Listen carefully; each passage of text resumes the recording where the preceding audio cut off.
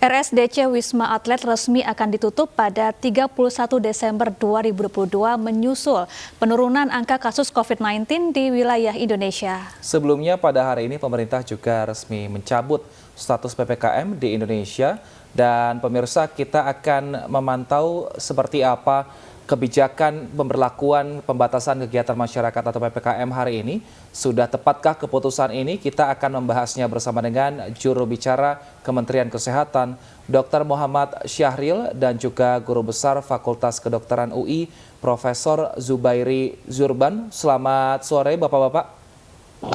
Selamat sore, selamat. Baik, saya ke Pak Muhammad Syahril terlebih dahulu. Pak Syahril, ini pertimbangannya apa sehingga akhirnya PPKM dicabut, Pak? Ya, pertama pertimbangan dari sisi kesehatan bahwasanya parameter-parameter atau indikator-indikator pengendalian COVID itu dalam 10 bulan terakhir ini memang sangat terkendali. Yang pertama adalah di jumlah kasus konfirmasi yang semakin menurun dan tidak ada lonjakan yang sangat signifikan. Yang kedua adalah di tingkat kematian. Yang ketiga, pemakaian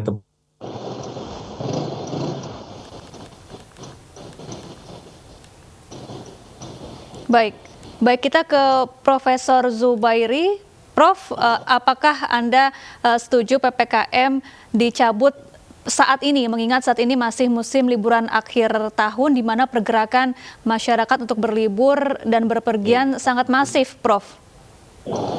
Iya, saya setuju berdasarkan banyak data.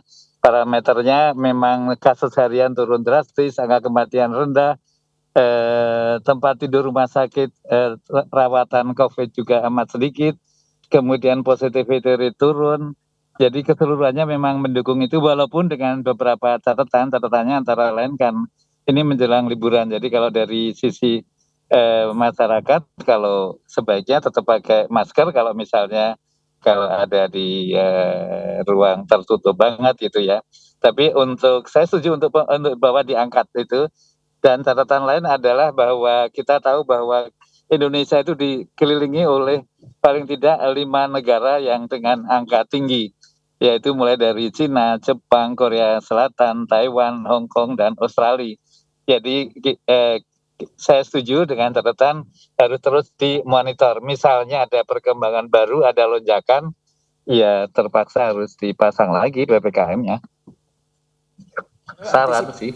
Baik, antisipasinya Pak Syahril jika ternyata terjadi lonjakan, apalagi saat ini musim liburan, dan juga tadi kata Prof. Zubairi, negara tetangga kita angka positif COVID-19 ini masih tinggi. Apa yang akan dilakukan oleh pemerintah? Ya, secara umum kita ada 6 strategi yang sudah digariskan oleh WHO juga, bahwasanya dalam mengakhiri pandemi ini ada 6 strategi. Yang pertama adalah selalu mengkomunikasi.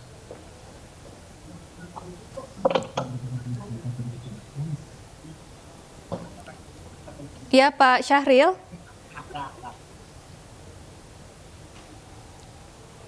Baik, kita ke Prof. Zubairi kembali. Prof. Zubairi, kemudian terkait status pandemi, apakah perlu... Baik, kita kembali terhubung dengan Pak Syahril. Ya, silakan Pak Syahril. Bisa didengar ya, Mbak ya? Baik, silakan Pak Syahril. Jadi ada 6 strategi kita di dalam mengakhiri pandemi ini. Yang pertama yang paling penting adalah selalu mengkomunikasikan ke masyarakat bahwasanya pandemi ini masih ada dan tingkat kewaspadaan kita sangat diharapkan dengan disiplin protokol kesehatan dan seterusnya.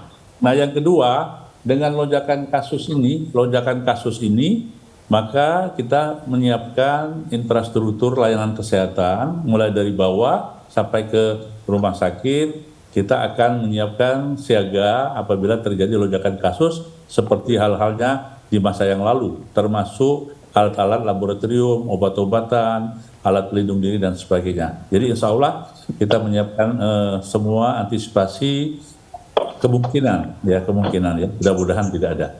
Baik, Prof. Zubairi, apakah status pandemi juga perlu untuk segera dicabut menjadi endemi begitu? Iya, sekarang ini bisa dikatakan begitu, sudah endemik dengan data-data yang tadi itu, dengan catatan bahwa memang pandemi penyakit ini amat dinamis, jadi tidak tertutup kemungkinan mendadak naik. Itu yang harus selalu diwaspadai seperti dikatakan oleh Pak Sarif tadi,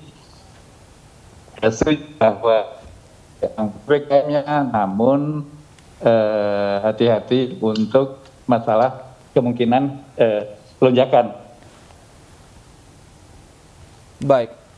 Baik, kita harapkan semoga meskipun PPKM ini dicabut, tapi masyarakat tetap menerapkan protokol kesehatan sehingga di masa liburan seperti ini angka COVID-19 tidak kembali naik dan kita perlahan bisa hidup kembali dengan normal. Terima kasih juru bicara Kementerian Kesehatan Dr. Muhammad Syahril dan juga terima kasih Guru Besar Fakultas Kedokteran UI Profesor Zubairi telah bergabung bersama kami